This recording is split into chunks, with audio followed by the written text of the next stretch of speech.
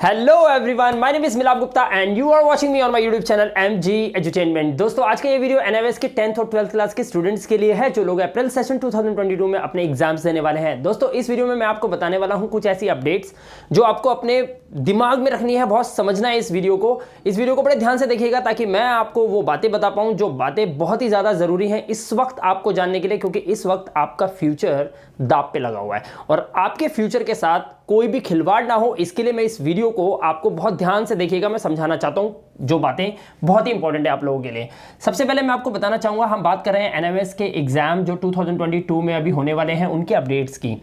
एनएवएस में एक मीटिंग होने वाली है 9 फरवरी को। जी हाँ, मैंने अपनी प्रीवियस 2-3 वीडियोस में आपको बताया था कि एनएवएस बोर्ड के अंदर एक मीटिंग होने वाली है 9 फरवरी को। उस मीटिंग के अंदर एनएवएस बोर्ड ये डिसाइड करेगा कि आप लोगों के एग्जाम जो है किस तरीके से ऑफलाइन मोड पे या ऑनलाइन मोड पे या किस कंडीशन में वो आपके एग्जाम्स लेगा, या फिर आपके प्रमोशन की भी बात की जा सकती है।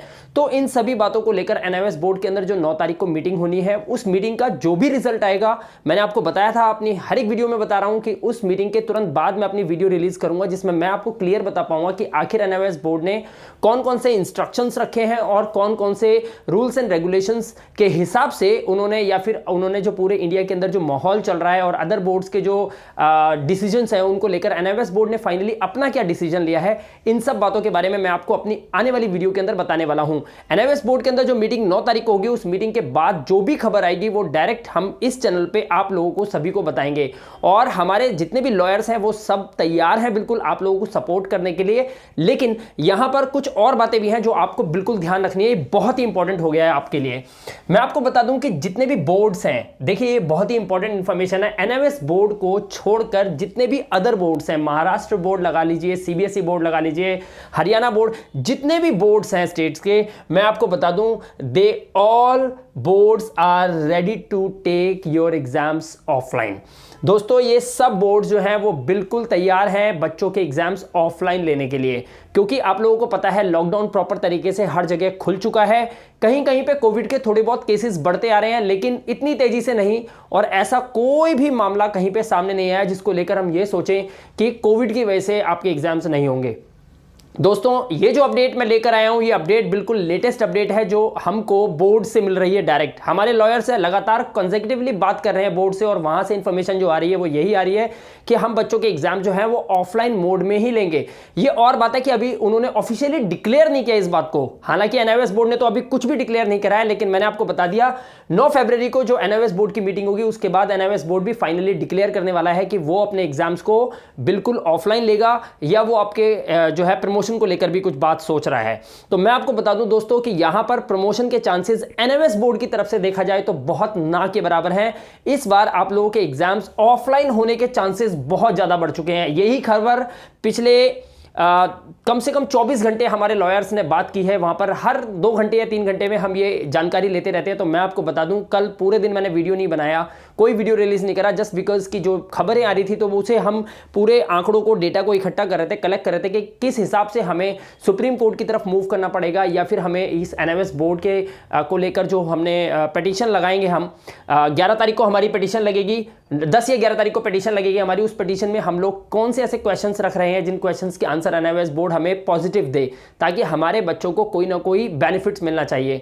जैसे कि बच्चों के पास किताबें नहीं पहुंची, मैंने पहले भी आप लोगों को बताया था कि हमारा जो पिटीशन लगेगा, यानी कि जो रिप्रेजेंटेशन हमारी एनएवएस बोर्ड के लिए जा रही है, वो इसलिए नहीं जा रही कि कोविड की वजह से, कोविड का कोई हम बात ही नहीं कर रहे, हम सिंपल सी बात ये कह रहे हैं हमारे बच्चों को बुक्स नहीं मिली, बस हमारे बच्चों की पढ़ाई नहीं हो पाई। बस ऑनलाइन क्लासेस आप लोगों ने ली, उसका चार्ज भी बच्चों ने पे करा, लेकिन ऑनलाइन क्लासेस के अंदर बच्चों को जो है म्यूट पे रखा जाता है, कोई भी बच्चा सवाल नहीं कर सकता, और जब तक इंसान सवाल नहीं करेगा तब तक उसके डाउट्स कभी क्लियर नहीं हो सकते।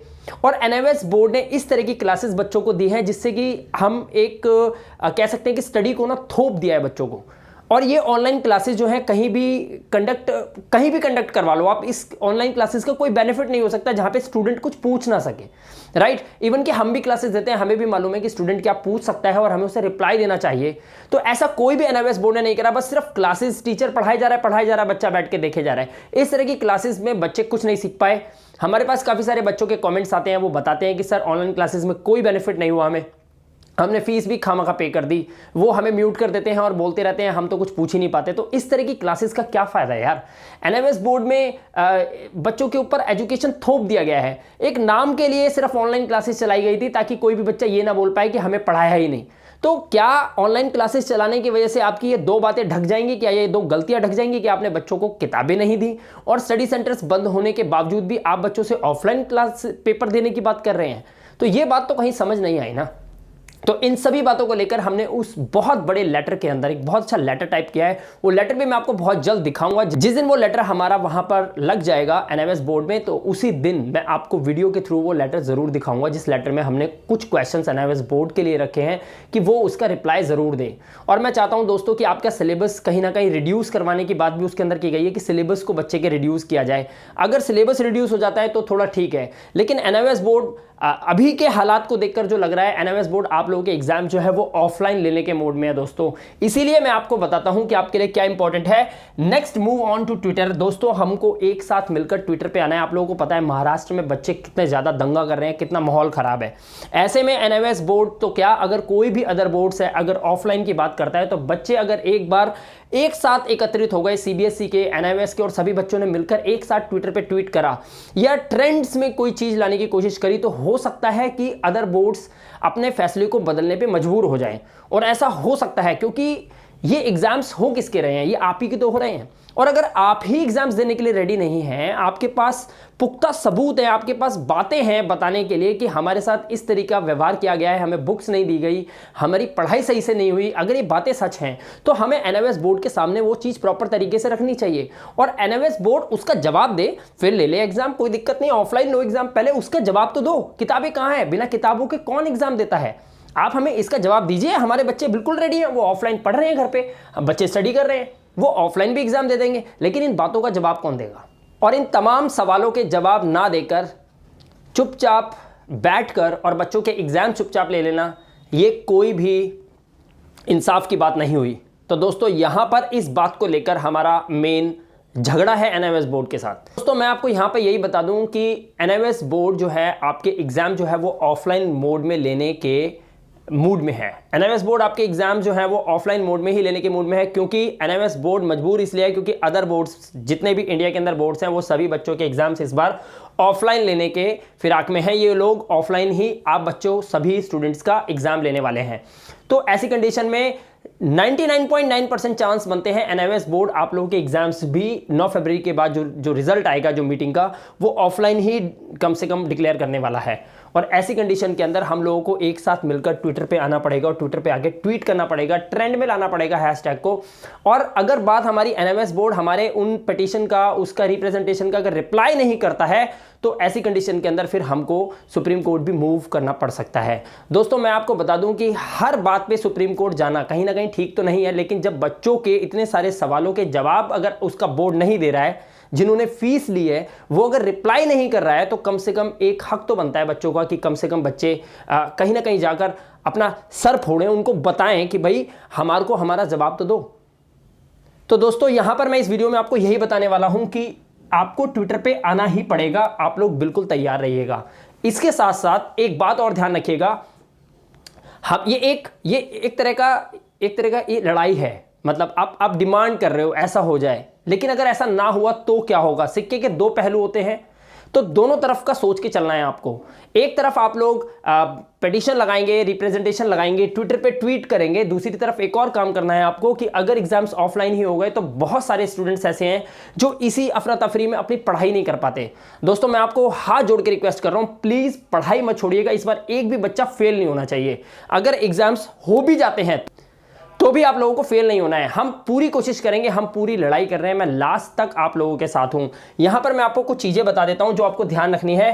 प्लीज प्रिपेयर कर लीजिएगा अपने टीएमए और अपने प्रैक्टिकल्स को। दोस्तों टीएमए और प्रैक्टिकल बहुत ज्यादा इंपॉर्टेंट होते हैं एनआईओएस बोर्ड के अंदर, इनको प्रिपेयर करके रखना, सही से इनकी तैयारी करके रखना। फिलहाल आपको पता है कि आपके जो टीएमए है उनकी जमा होने की लास्ट डेट जो है वो 15 फरवरी है, राइट। उसके बाद उस पर लेट पेमेंट चार्जेस 1500 रुपीज पर टीएमए लगता है, पर सब्जेक्ट लगता है।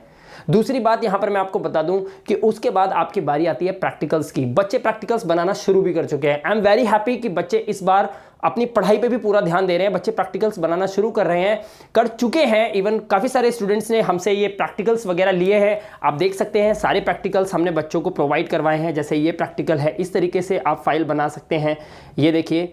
और इस तरह से फाइल बच्चों ने बनाई है, तैयारियां की हैं। इस बार बहुत अच्छी प्रिपरेशन बच्चे इस बार कर रहे हैं और हम उनको पूरा सपोर्ट कर रहे हैं ताकि बहुत अच्छे प्रिपरेशन बच्चे कर पाएँ। आपको प्रैक्टिकल फाइल बड़े ध्यान से बनानी है, आप ध्यान रखिएगा। इसमें आपको जो है इस तरीके से आपको अपनी फ़ाइल तैयार करनी होती है, आप देख सकते हैं। तो ये सारी बिल्कुल प्रिपरेशन आप करके रखिए।